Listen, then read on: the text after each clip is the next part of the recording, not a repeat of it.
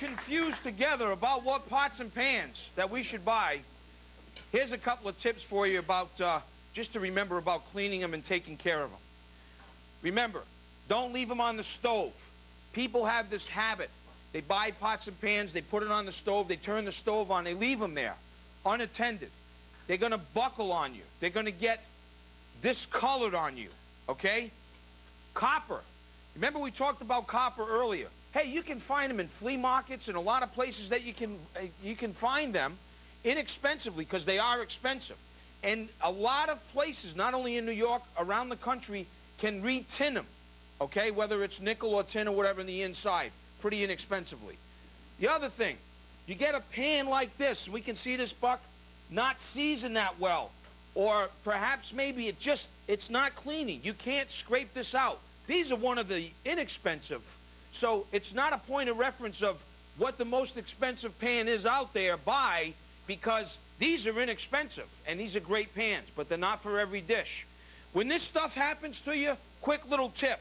1 cup of water like this, 1 tablespoon, of baking soda.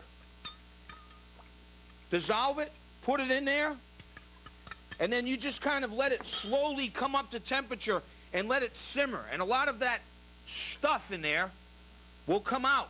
Then you can wipe it dry. And remember, like I said, this kind of cast iron stuff, you have to oil it.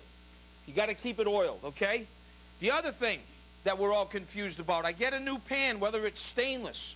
How do I season it? The easiest thing to season it, folks, you can do the old trick in the oven, keeping it with vegetable oil, etc. Another way of doing that is inexpensive oil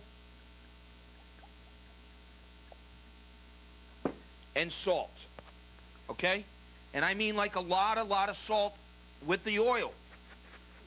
I mean, you probably want to use, for this size pan, no, this is serious, maybe about 1/2 to 3/4 of a box of that. And then what you do is you let it come up, and you let it simmer, let it go down. You let it come up a couple of times like that, let it go down.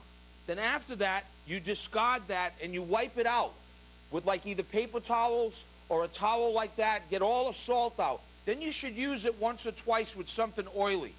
And then you keep it oiled like that. That's a great way of how to do that. You can also do it in the oven, okay? You can also do it in the oven.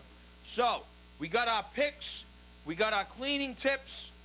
Guess what time it is? Hey, it's time to go bang with Keep Banging the pots and pans right now. All right, fellas.